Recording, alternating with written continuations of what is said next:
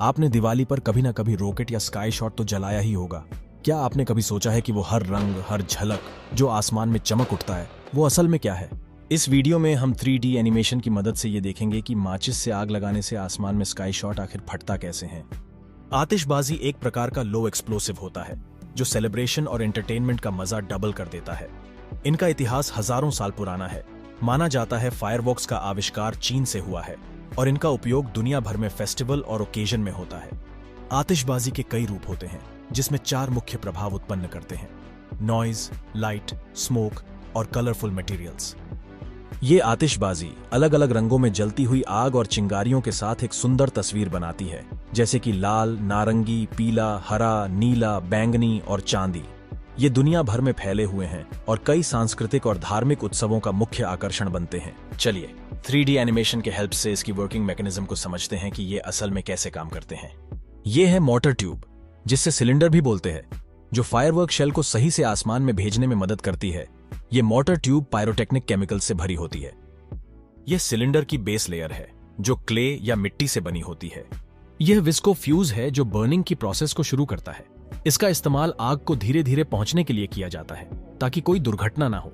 Fuse में एक black powder की कोर होती है। इसकी बाहरी लेयर्स मोम से कोटेड की जाती है, जिससे इसको वाटर प्रूफ बनाया जाता है। आजकल इस प्रकार के फ्यूजेस को मॉडर्न पायरोटेक्निक्स में भी इस्तेमाल किया जाता है, क्योंकि यह एक समान दर पर जलती होती है। इसके ऊपर ये गन पाउडर की लेयर है जो रॉकेट या स्काई शॉट को आसमान में ले जाने का काम भी करती है, जिसे लिफ्टिंग चार्ज भी बोलते हैं। गन पाउडर एक मिश्रण होता है जिसमें सल्फर, कार्बन और पोटेशियम नाइट्रेट होता है। इसके अंदर ये मेन फ्यूज से कनेक्ट होता है।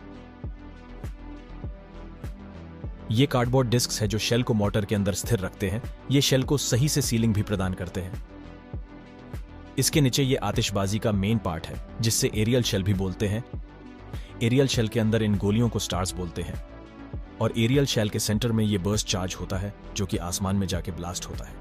बर्स्ट चार्ज बारूद से बना होता है और बर्स्ट चार्ज मेन फ्यूज से कनेक्ट होता है।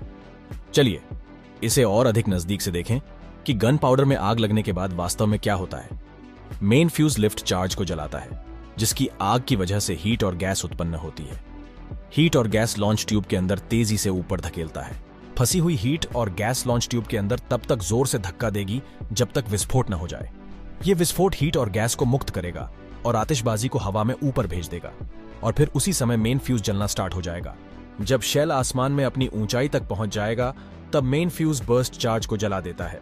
फिर बर्स्ट चार्ज फट जाता है। फिर आतिशबाजी की गोलियां जलती हैं और आसमान में फैल जाती हैं। आसमान में अलग अलग शेप बनाने के लिए फायरवर्क टेक्नीशियंस बस पैकेज के अंदर स्टार्स के अलग अलग पैटर्न बनाते हैं। फॉर एग्जाम्पल, अगर पैलेट्स गोलाकार में हैं, तो आपको आसमान में गोलाकार डिस्प्ले मिलता है। अलग अलग रंगों के लिए अलग अलग कॉम्पोजिशंस की जरूरत होती है। स्ट्रोंटियम जो लाल देगा, बैरियम जो ग्रीन देगा, कॉपर ब्लू रंग देगा, एल्यूमिनियम और मैग्नीशियम आपको ट्विंकल और ग्लिटर्स रंग देते हैं। दोस्तों, क्या आपको लगता है कि फायरवर्क्स का राज सिर्फ केमिकल्स में छुपा है या कुछ और भी है? अपने विचार कमेंट में जरूर बताएं। अगर वीडियो पसंद आई हो तो लाइक और सब्सक्राइब जरूर करें। और हाँ, आप अपने किसी भी इंटरेस्टिंग फायरवर्क्स इंसिडेंट के बारे में भी जरूर बताएं।